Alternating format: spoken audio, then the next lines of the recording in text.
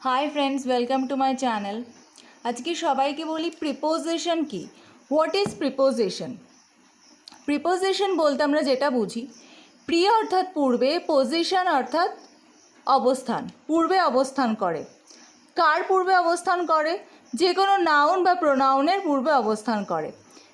Noun বা প্রোনাউনের আগে বসে তার সাথে বাক্যের অন্যান্য শব্দের সম্পর্ক প্রকাশ করে বা সংযোগ স্থাপন করে। একটা সেন্টেন্সকে কমপ্লিট করতে সাহায্য করে preposition. Preposition is a part of speech. আমরা যদি একটা সেন্টেন্সে, আমি বললাম আই গো টু স্কুল, এই আই গো টু স্কুলের মধ্যে আমি যদি গোটাকে সেন্টেন্সের হার্ট বলে ধরি, সেন্টেন্সের ভার্ব বলে ধরি, তাহলে যে টুটা ছাড়াও কিন্তু সেন্টেন্সটা ইনকমপ্লিট। সুতরাং preposition is a very important part of a sentence. সুতরাং প্রিপোজিশন অ্যাকচুয়ালি কি? প্রিপোজিশন ইজ আ ওয়ার্ড, একটি শব্দ যা কোনো নাউন বা প্রোনাউনের আগে বসে তার সাথে বাক্যের অন্যান্য শব্দের সম্পর্ক প্রকাশ করে বা সংযোগ স্থাপন করে। এইটুকুনি সবাইকে বলবো একটু লিখে নাও, তাহলে তোমাদের সুবিধা হবে। এক্সাম্পলসে দেখো, আমি কিছু এক্সাম্পল দিয়েছি।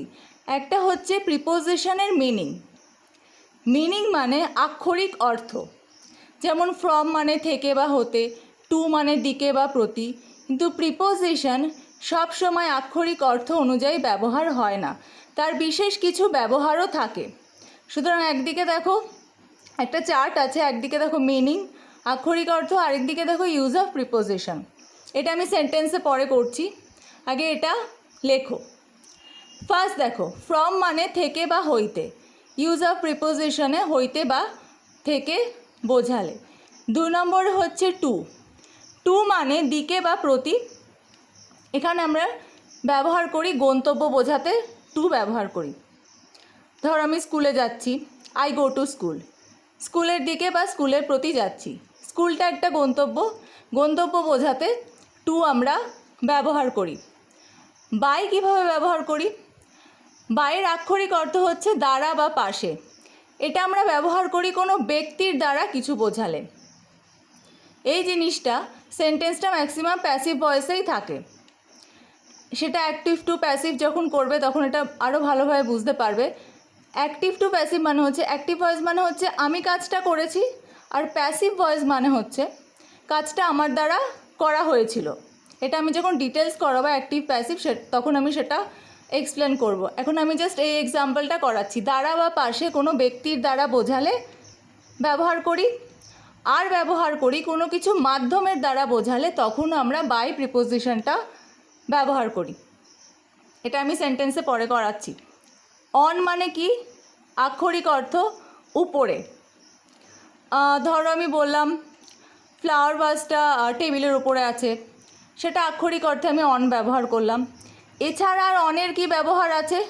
নির্দিষ্ট দিন, কোনো একটা পার্টিকুলার দিন, নির্দিষ্ট সময়, একটা পার্টিকুলার সময়, যে কোনো তারিখের আগে, যে কোনো বার, সানডে মানডে ইত্যাদি বোঝাতে তার আগে অন ব্যবহার আমরা করি। অনের এরকম ব্যবহার আছে। আর কি আছে? ফর মানে আক্ষরিক অর্থ আমরা জানি জন্য। এছাড়া আর ফরের কি ইউজ আছে?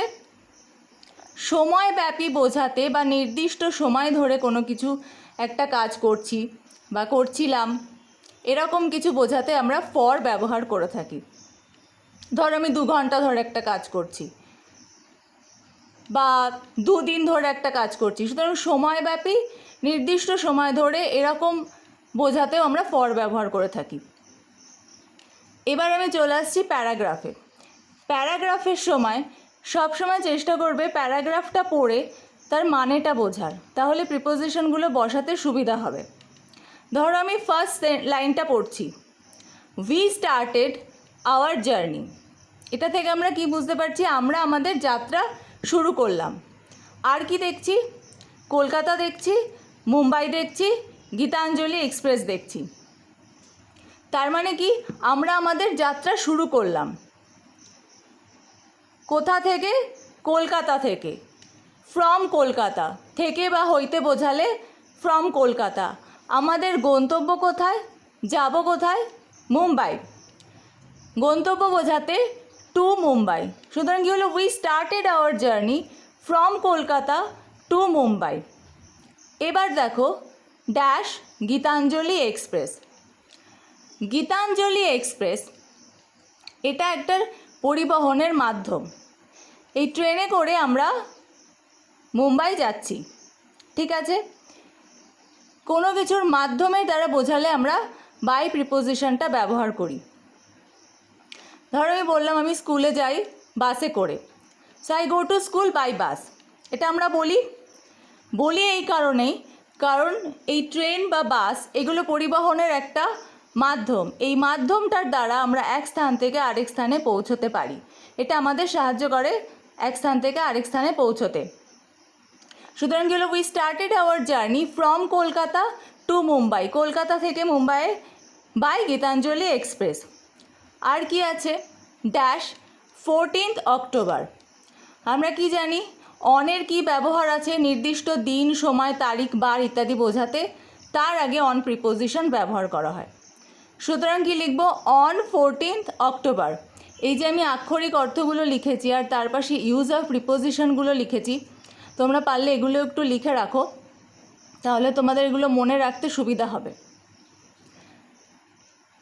সুতরাং কি হলো, we started our journey from Kolkata to Mumbai by Gitanjali express on 14th October. তারপরের সেন্টেন্স দেখো, উই স্টেড দেয়ার। আমরা সেখানে ছিলাম ড্যাশ 2 days। নির্দিষ্ট এই যে দুদিন, এই দুদিন আমরা দুদিন ব্যাপী বা দুদিন ধরে আমরা সেখানে ছিলাম।